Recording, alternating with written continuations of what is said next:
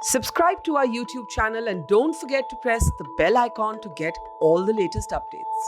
बलवान सिंह, गांव सिंगोला है मेरा, सिंगोला निवासी हूँ मैं। हम बॉर्डर पे गए हैं, वहाँ कम से कम भी 150-200 आदमी हमारे आजू बाजू के नज़दीक के गांव के सभी आदमी थे। तो हम यही बात करने गए थे कि भाई हम गांव वालों को बहुत ज़्यादा परेशानी है, क्योंकि सारे रास्ते वास्ते सब बंद हुए हैं।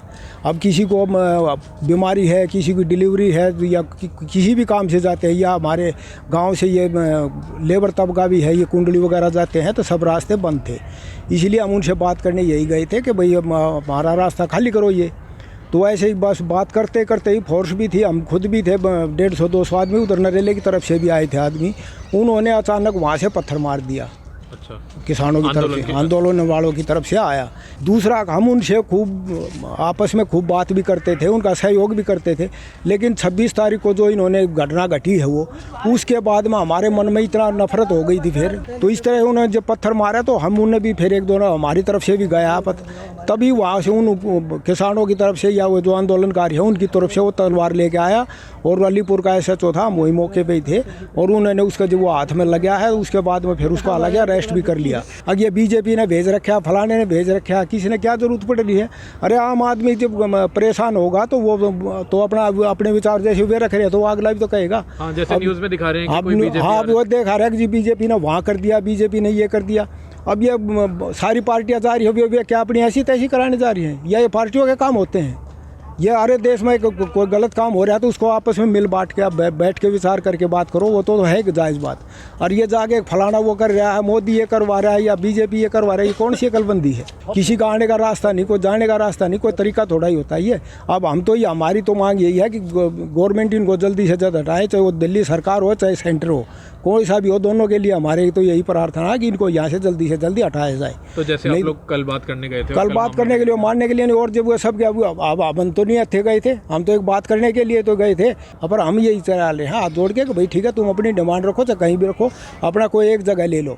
ये नहीं कि तुम आप रास्ता रोक के बैठ जाओगे और अपना ज़बरदस्ती करोगे, ये नहीं चलने वाला है। अब हर एक आदमी परेशान हो रहा है तो वो क्यों होएगा? वो ये थोड़ा है कि हम उनकी मांग के लिए, हम जब इतने दिन से धक्के खा रहे हैं, हम 2 दिन का 4 दिन का, हमने ये नहीं सहयोग नहीं किया, खूब सहयोग किया था उनका, लेकिन जब ये गलत रास्ते पर चल पड़े तो फिर हम उसी हिसाब से हमने को चलना पड़ेगा। तो आपके दोबारा बातचीत करने जाने के लिए सोच रहे हैं? कल आज भी गए हैं दोपहर, आज 2 बजे की फिर मीटिंग थी वहाँ। अब क्या होगा, आज मैं तो जा नहीं पाया था, लेकिन आज 2 बजे की फिर मीटिंग थी। अगर नहीं होगा तो कल फिर भी मीटिंग करेंगे। अच्छा। अब ये है कि अब नहीं होगा तो गाँव और भाइयों से और या अपने गाँव वालों से, और कम से कम 40 गाँव हैं यहाँ। वैसे तो अगर हिसाब से देखा जाएगा तो कम से कम 10 किलोमीटर में इसका असर आ रहा है कि जब रास्ते ही नहीं होंगे तो अगला जाएगा कहाँ? अब आप पैदल हो ना, आप यहाँ से ये बॉर्डर मेरे ख्याल से मुश्किल से 1 किलोमीटर दूर है, आपको 1 किलोमीटर जाने के लिए कम से कम भी 2 घंटे लगेंगे। नहीं तो आप पैदल जाके दिखा दो। पैदल भी नहीं, आप जब पैदल ही नहीं जाओगे तो व्हीकल कहाँ से जाएगा? अब उसमें घर के क्या सामान भी लाने पड़ते हैं, या अपना हारी बीमारी भी है, बुजुर्ग भी हैं, बच्चे भी हैं, कोई आने जाने का रास्ता तो है नहीं। आजकल सब कम बंद पड़ा है इस टाइम, और कम से कम 2 महीने से ही बंद पड़ा है। नहीं तो आप तो जाओगे ही, खूब रास्ते में जाते हुए देखते हुए जाना खूब। अब कितनी प्रॉब्लम है।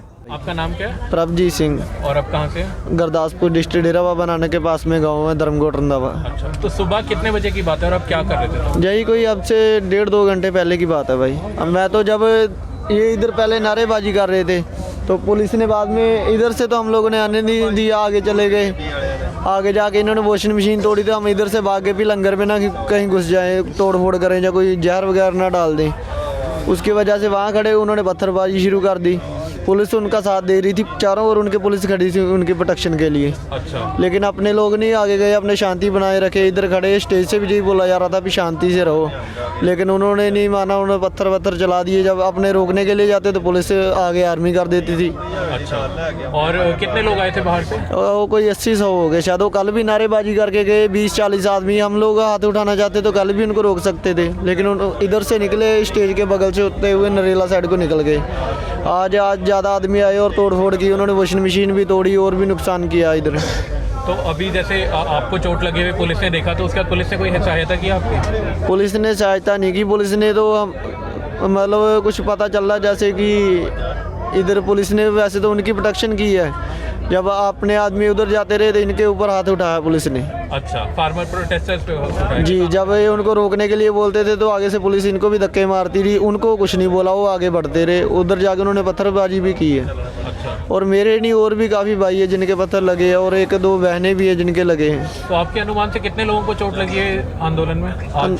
कोई हो सकता 10-20 लोग हैं, ज़्यादा भी हो पत्थरों सकते से चोट लगी है हैं। सर? जी, पत्थरबाजी की उन्होंने। और मैं यहाँ सुन रहा था कुछ पेट्रोल बम भी फेंके गए हैं। हाँ, उन्होंने आंसू गैस के गोले, जहाँ आप देख रहे स्टेज लगी उधर देखा होगा, वहाँ पे पुलिस ने चलाया आंसू गैस के गोले, स्टेज के ऊपर ही छोड़े सीधे।